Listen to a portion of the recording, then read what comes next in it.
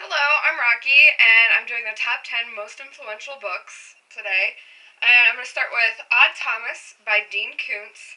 This is not my first Dean Koontz novel that I've read, but it is one that I'm obsessed with right now. He has the last book coming out in December, and I'm really excited. And I just watched the Odd Thomas movie. It's really good. I liked it a lot. The next one is Dead Witch Walking by Kim Harrison. And this series is the first urban fantasy book that I picked up, and it also got me into reading a lot of urban fantasy. Kim Harrison is one of my favorite authors. I even got this one signed by her. My first book, I also got a bunch of her other ones signed.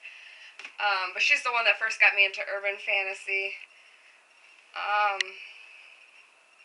The next one is The Girl Who Loved Tom Gordon by Stephen King. This is the only Stephen King novel I have read so far. I plan to read other ones. This is just the only one I've read. This is also the first book fully that I've read for school. A lot of books in school I didn't like reading. Now that I'm older, I do go back and read them all the way through. But back when I was younger, I didn't like being told what to read, so a lot of the books I never finished, even though they're classics, and they were really good. But this is the first one that I actually finished all the way through, and it was really, really good, and I plan on rereading soon. Let the Right One In is one of the first, Swedish to English books that I read, along with The Girl with the Dragon Heart, or Dragon Tattoo. But this one was the first one I read, and it's about vampires, but they're a little bit different in this series. It was just interesting seeing it from someone else's perspective, and different perspective on vampires, and learning a little bit more about the Swedish culture, and yeah, that's all I'm saying about this. This next one, A Great and Terrible Beauty by Libba Bray, is one of the first books that I picked up as a kid. I don't remember a lot about it. I bought this recently to reread it so that I can finish the rest of the series. Yeah. I don't remember a lot about it. I just remember reading it as a kid, and I, really liked it. And at first, from the cover, I thought it was going to be, a story on romance or something like that. But it turned out to be kind of paranormal stuff in there. This is another series that I finished as a kid. First Test by Tamora Pierce. I know she had some other books before this, and I have gone back and reread Alana's story and another ones before this. But this is the first series I picked up and finished, and it was really good. I loved it. I reread these books constantly. I love Tamora Pierce's books. Sunshine by Robin McKinley.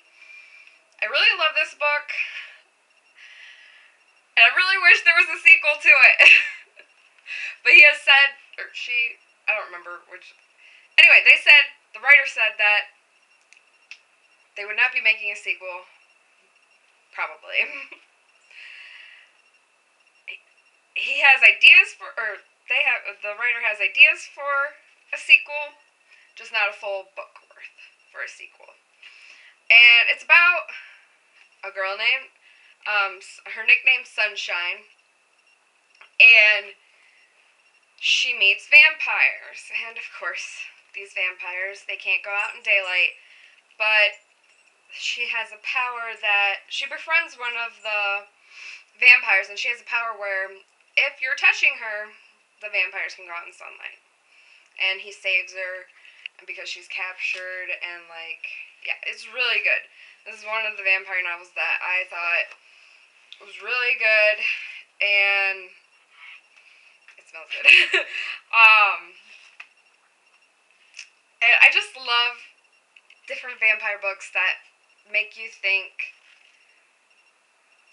not just the normal vampires, even like Twilight.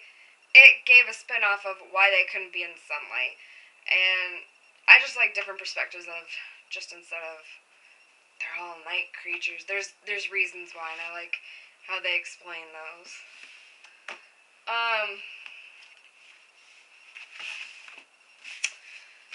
Orion by Christopher Paolini, I think is how you say it. I loved this book. It could be also because I love dragons, and I just thought it was interesting that such a young boy could do this whole series.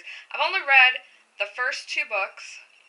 I have to go back and reread the books before I can finish the series. I do have all the books, and I do hope to finish the series someday.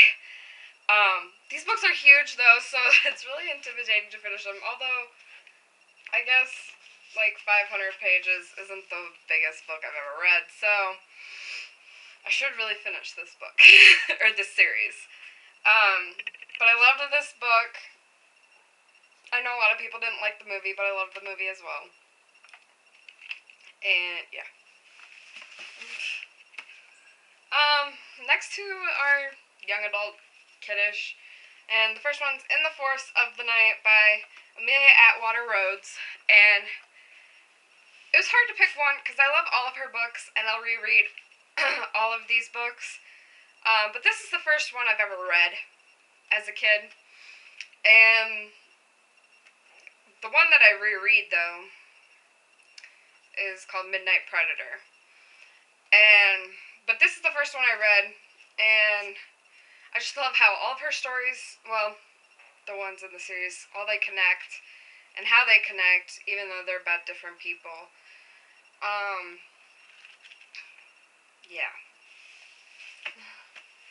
Next one is a library book. I don't know how I came to acquire this, probably because I lost it and then found it later hand, way after elementary school. It's called The Unicorn Chronicles, Book 1, Into the Land of the Unicorns by Bruce Colville. I have the first 2 books, and I do plan on rereading them and finishing this series, or to wherever he has the books now. Again, this is the only unicorn book I think I've ever read, and I loved it when I was a kid. I hope when I reread it, it's still fun and interesting as it was back then. But yeah, those are all top 10 influential books. Some of them are kids' books because they got me into reading. Like I said, the Stephen King one is the first one I actually read through school, and I started reading a lot of books after that, in school, because if one book's good in school, maybe the rest are, and then a lot of them are just, like, personal, like, I like fantasy, and urban fantasy, and horror, and I read all different kinds of books, but those are, like, my favorite genres to read in. But that's all I got. Thanks for watching.